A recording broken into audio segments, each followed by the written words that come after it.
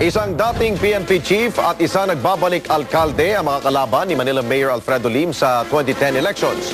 Pero hindi naman natitinag dito ang incumbent mayor. Nagpapatrol Jenny Reyes. Kung nagiging mainit na ang bakbakan ng mga tatakbo sa pampanguluhan at pagkasenador, tila mainit na rin ang labanan para sa lokal na halalan. Isa sa pinakaabangan ng harapan para sa pagka-mayor sa Maynila. Maghaharap ang matagal nang magkatunggali na sina DENR Secretary Lito Atienza at Mayor Alfredo Lim. Si Atienza, hindi pa formal na naghahayag ng kandidatura, pero patungo na raw sa direksyon ng pagtakbo. Nagsilbi si Lim bilang mayor mula 1992 hanggang 1998. Pinalitan siya ni Atienza nang tumakbo siya at matalo sa pagkapangulo. Mula noon, namuno si Atienza ng 3 sunod na termino. Pero nang bumaba si Atienza, ay si Lim pa rin ang pumalit sa kanya. Bukod kina Lim at Atienza, meron pang isang tataya sa karera sa pagka-mayor.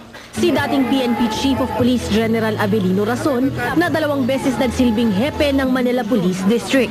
Mula 1996 hanggang 1998 sa ilalim ni Lim at 1999 hanggang 2001 sa ilalim ni Atienza. Naglingkod na nga po sila ng tig 9 years, ngunit salat po ang naibigay sa ating mga mamamayan. Hindi natugunan yung pangangailangan nila. Hindi naman nabahala si Lim sa pagharap nilang tatlo. Okay lang, kinakailangan naman may kalaban, di ba? Para magkaroon ng halalan. Mahirap naman yung wala kang kalaban. Kaya all of them are welcome. Mahigit 1 milyong botante ang nakarehistro sa Maynila, na siyang pangalawang pinakamarami sa buong bansa. Jenny Reyes, Patrol ng Pilipino. Nakipag-usap ang ruling party, Lakas Kampi CMD sa Nationalist People's Coalition para sa posibleng alyansa sa local level kaugnay sa 2010 elections. Sinabi ni Lakas Kampi CMD Secretary General Reginald Velasco, tiwala sila na papaboran ng buong NPC ang koalisyon dahil dati rin namang nilang miyembro ang pambato na administrasyon na si Gilbert Teodoro. Bukod pa rito ang umiiral na koalisyon ng 2 partido sa House of Representatives.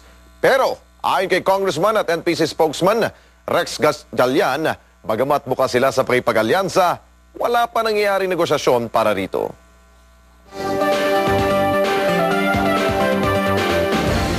Sa Amerika, matagumpay na naibenta sa New York City ang puting guwantes na ginamit ni Michael Jackson sa kanyang 1983 premiere na Moonwalk sa Motown. Sa Hard Rock Cafe sa Times Square ginanap ang auction. Umabot sa tumataginting na $426,000 ang halaga ng guwantes na nabili naman agad ng taga-Macau na si Hoffman Ma. Iuwi naman niya para ma-display sa Macau Resort ang gloves. Sunod na i-auction ang mga jacket at sombrero ng King of Pop.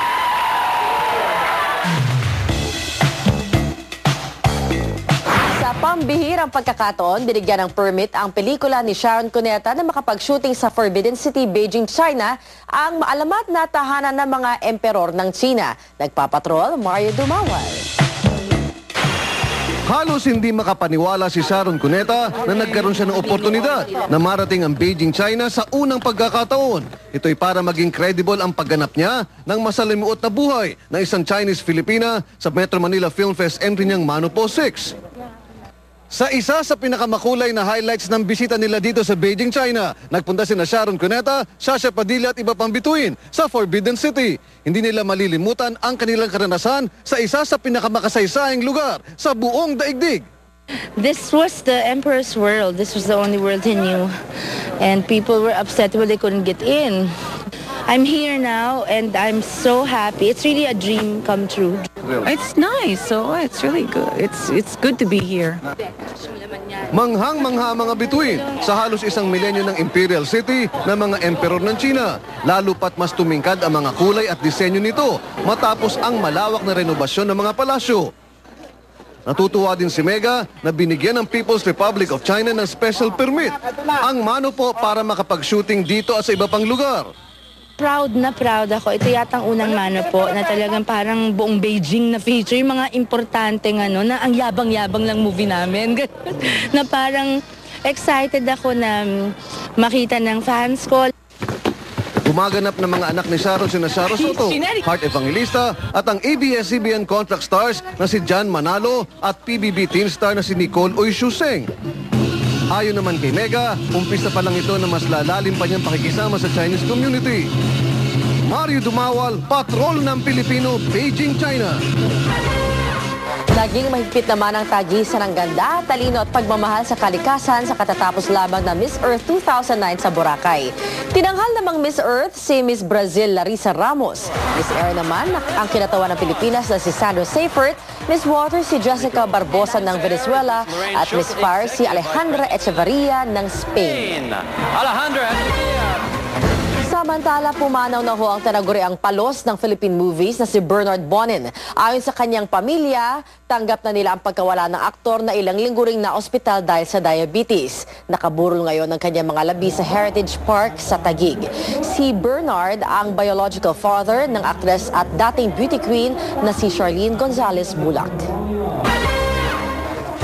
Tinanghal na kauna-unahang Pinoy hotdog king ang isang jeepney driver sa Pasay City matapos itong kainin ang 16 na jumbo hotdog sa loob lamang ng 13 minuto. Yan ang tinambayan ni Mark Logan, exclusive.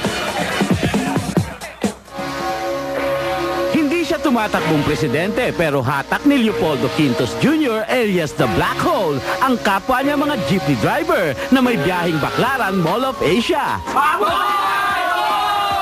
Polpol the Idol ngayon ang bansag sa kanya dahil kalahating milyong piso ang premyong natangay niya dahil sa kakaibang talent, ang pagiging masiba. 3,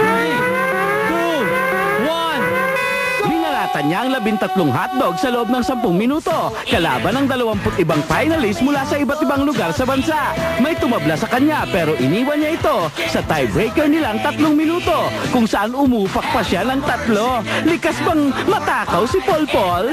Alin na galing isang langgunisa? Kumain ako ng isang hamburger ng 2. Yun lang ang laman ko. Laman ng tiyan ko hanggang mag-finals na. Tapos nung gabi, nanalo ka na, no? Ang hapunan mo, hotdog din. Opo. Muli ko siyang hinamon na ubusin ang 5 hotdog sa loob ng 3 minuto. Kapag nagawa niya ito, di busog siya. Pero kapag nahirapan siya, hindi naman ako maselan.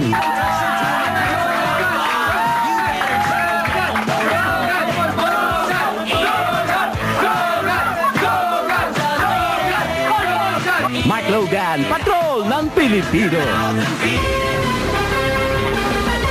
32 days na lamang at Pasko na. At yan po ang TV Patrol World. Hatid namin ang mga balitang kailangan niyong malaman. Dahil kung nasa ang balita, naroon kami naglilingkod sa inyo saan man sa mundo. Maraming salamat at Pilipinas!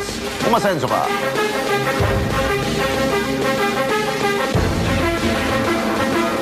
Ramang ito ay hatid sa inyo ng San Miguel Pale Pilsen.